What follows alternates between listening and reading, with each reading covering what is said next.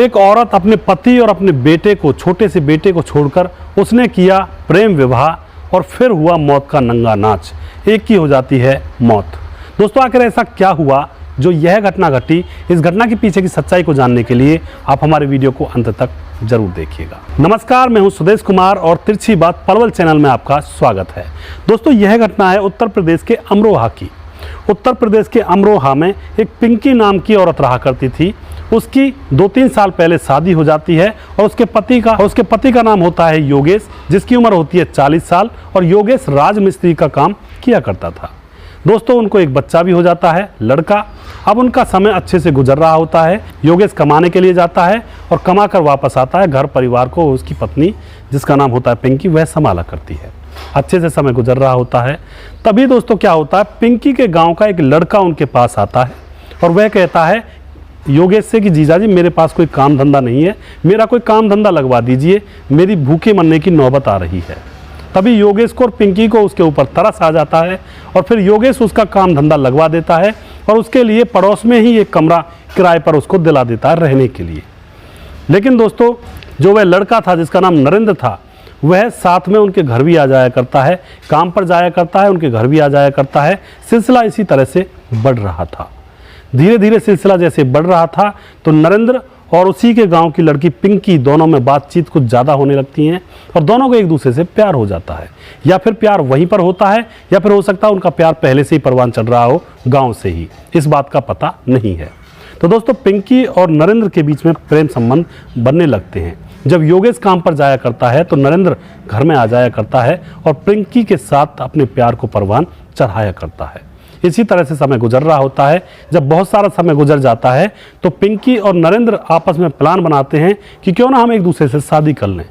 तो दोस्तों वह प्लान के तहत एक दूसरे से शादी करने के लिए आर्य समाज मंदिर में पहुंचते हैं और वहां जाकर शादी कर लेते हैं। इस बात की खबर पूरे गांव को लग जाती है और इस बात की खबर पिंकी के पति योगेश को भी लग जाती है। योगेश काम से लौटकर पिंकी से जोर जोर से लड़ाई करता है। कहता है कि तुम्हें आखिर किस चीज़ की कमी रह गई थी जो तुमने मेरे साथ ऐसा किया। दोस्तों उसके बाद क्या होता है, पिंकी रहती तो अपने घर में ही है, लेकिन योगेश और पिंकी के बीच में हर रोज़ झगड़े होने लगते हैं। तो दोस्तों इसी तरह से एक दिन योगेश अपने काम से वापस लौट रहा था। घर में आकर देखता है उसकी पत्नी पिंकी और नरेंद्र, जो पिंकी के गांव का था, जो जिसको उसने नौकरी लगाया था, वह दोनों आपत्तिजनक परिस्थिति में कमरे में लोटे हुए थे। उनको देखकर वह आग बबूला हो जाता है और जोर जोर से उनको गालियां देने लगता है।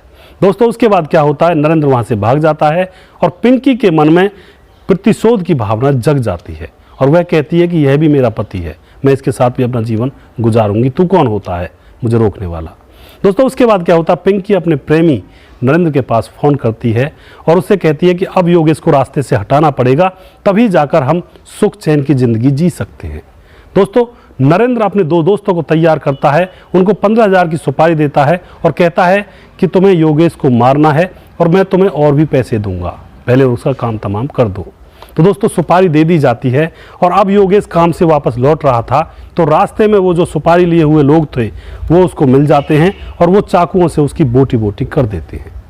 दोस्तों मामला पुलिस के पास पहुंचता, पुलिस आती है, मामले की छानबीन करती है कि आखिर किसने बीच रोड पर इस व्यक्ति को मार डाला।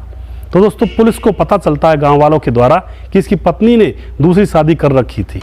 तो पुलिस को तो बस इतना सा क्लू मिलना चाहिए। फिर उसके बाद क्या होता है दोस्तों, उसके बाद पुलिस कॉल डिटेल्स वगैरह चेक करती है तो उनका शक पूरा जाता है कि उस औरत ने, पिंकी ने, उसी के गांव के लड़के नरेंद्र से शादी कर रखी थी और उससे घंटों घंटों तक बात किया करती थी।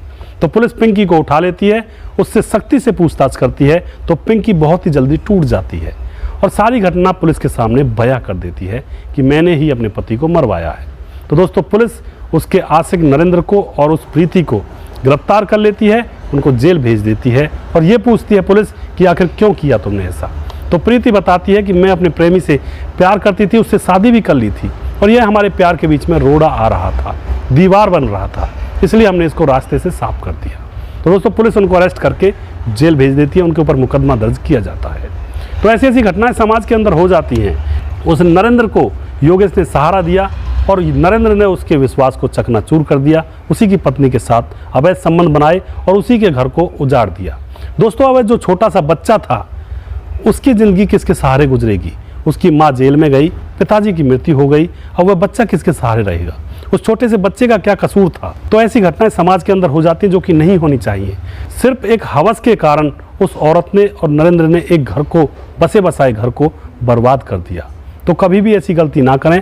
प्यार करना है तो अपने पति से करें, और जो पति है वो अपनी पत्नियों से करें। कभी भी ऐसा वैसा गंदा काम ना करें। तो दोस्तों, नेक्स्ट वीडियो वो जल्दी फिर से लेकर आऊँगा किसी सच्ची घटना के ऊपर। तब तक आप खुश रहें, सावधान रहें, रिश्तों की अहमियत को समझें। जय हिंद, जय भारत।